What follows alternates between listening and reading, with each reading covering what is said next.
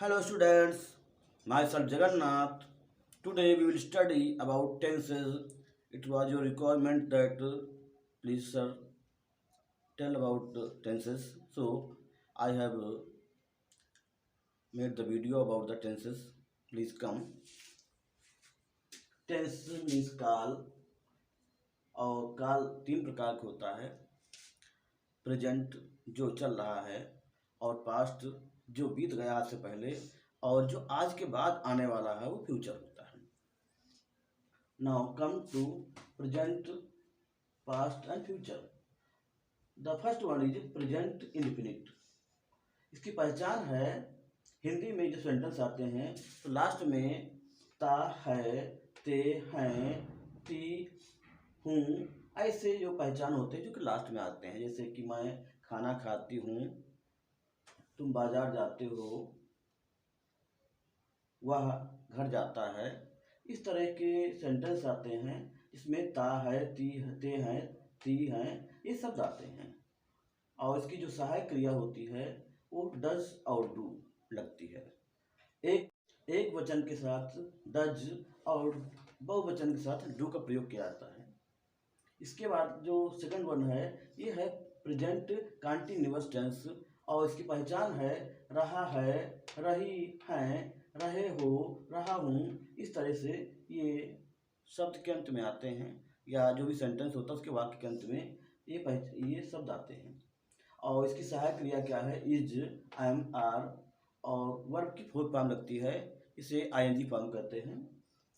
The third one is present perfect.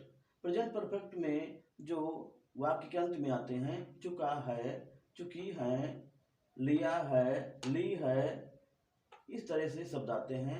और इसमें जो सिंगुलर फॉर्म होता है जिसे वचन कहते हैं उसमें वर्ब के सब्जेक्ट के साथ हैज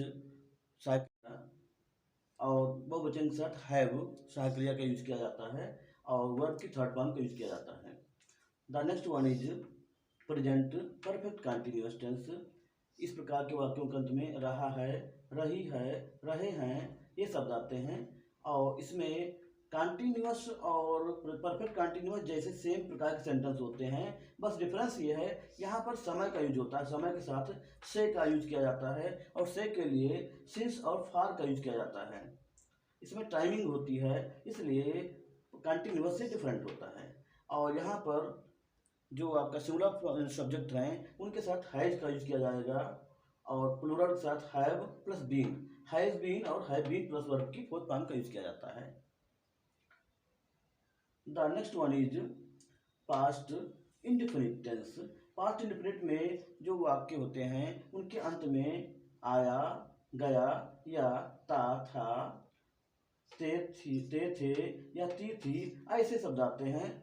और ये जो आपका निगेटिव होगा या इंट्रोगेटिव होगा उसमें सहायक क्रिया डिड का यूज किया जाता है और साथ में नॉन एक्शन वर्ब के साथ भी डिड का यूज होता है।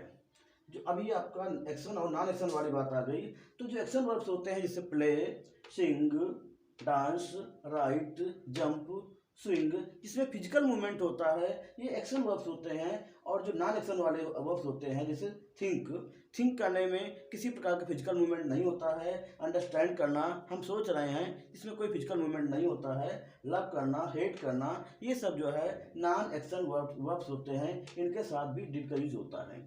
The next one is past continuous tense जिसमें रहा था, रही थी, रहे थे, इस प्रकार के शब्द वाक्य के अंत में आते हैं और इसमें सहायक क्रिया वाज और वर तथा वर्ब की फोर्थ फॉर्म का यूज किया जाता है। आई के साथ वाज लगता है, बाकी सभी के साथ जो है जितने भी सब्जेक्ट हैं उनके साथ फोर्थ फॉर्म या जिसे हम आईएनजी फॉर्म कहते हैं यूज किया जाता है। इसके बाद आता है पास्ट परफेक्ट टेंस जिसमें वाक्य के अंत में चुका था, चुकी थी, चुके थे, लिया था, ली थी, ऐसे शब्द आते हैं। और इसमें सहायक क्रिया हैड सबके साथ यूज किया जाता है, चाहे वो कोई सिंगुलर फॉर्म हो चाहे आपका प्लूरल फॉर्म हो। और इनके साथ वर्ब की थर्ड फॉर्म यूज की जाती है। सब्जेक्ट या जो आपका चाहे सिंगुलर नाउन हो चाहे प्लूरल हो, इनके साथ हैड यूज होगा और वर्ब की थर्ड फॉर्म यूज की जाती है। The next one is past perfect continuous tense जिसमें रहा था, रही थी, रहे थे यूज होते हैं। और साथ में समय के साथ से के लिए सिंस पार का यूज होता है। इसमें समय जरूर दिया जाता है। और सभी कर्ताओं के साथ हैड बीन प्लस वर्ब की फोर्थ फॉर्म का यूज किया जाता है। The next one is future. इसमें गा गी गे का यूज होता है, जिससे फ्यूचर इंडेफिनिट में देखिए गा गी गे शब्द के अंत में जो भी सेंटेंस है उसके वाक्य के अंत में गा गी गे का प्रयोग किया जाता है। और हेल्पिंग वर्ब जो है अब केवल विल का यूज किया जाता है। शैल का यूज अब प्रायः नहीं होता है, ज़्यादातर विल का ही यूज किया जाता है। द नेक्स्ट वन इसके बाद है future continuous tense. Future continuous में रहेगा, रहेगी, रहा होगा ऐसे शब्द यूज किए जाते हैं। और इसमें सहायक क्रिया विल बी प्लस वर्ब की फोर्थ फॉर्म यूज की जाती है।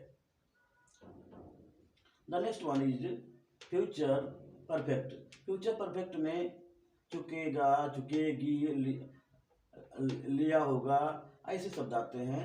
और इसमें हेल्पिंग वर्ब आपका विल हैव प्लस वर्ब की थर्ड फॉर्म यूज की जाती है। The next one is future perfect continuous tense. Future perfect में रहा होगा, रही होगी, रहे होंगे समय के साथ से के लिए सिंस और फॉर और फ्रॉम का भी यूज किया जाता है। और इसमें सब्जेक्ट के साथ will have been plus verb की फोर्थ फॉर्म प्रयोग की जाती है। और यह इस प्रकार देखिए यहाँ पर फर्स्ट पर्सन में आई और वी होता है, और सेकंड पर्सन में यू या योर का यूज किया जाता है, और थर्ड पर्सन में ही, सी, इट, दे, दियर, देम ये थर्ड पर्सन में होते हैं। इस तरह से ये आपका जो 1 घंटे 1 महीने का कोर्स होता है टेंस का, उसको मैंने आपको 5-7 मिनट में समझा दिया है। आई थिंक आपको अंडरस्टैंड हुआ होगा। और इसके हम अलग अलग पार्ट भी आपको वीडियो लाएंगे और आपको देंगे। Thanks for watching the video. Like, comment, share.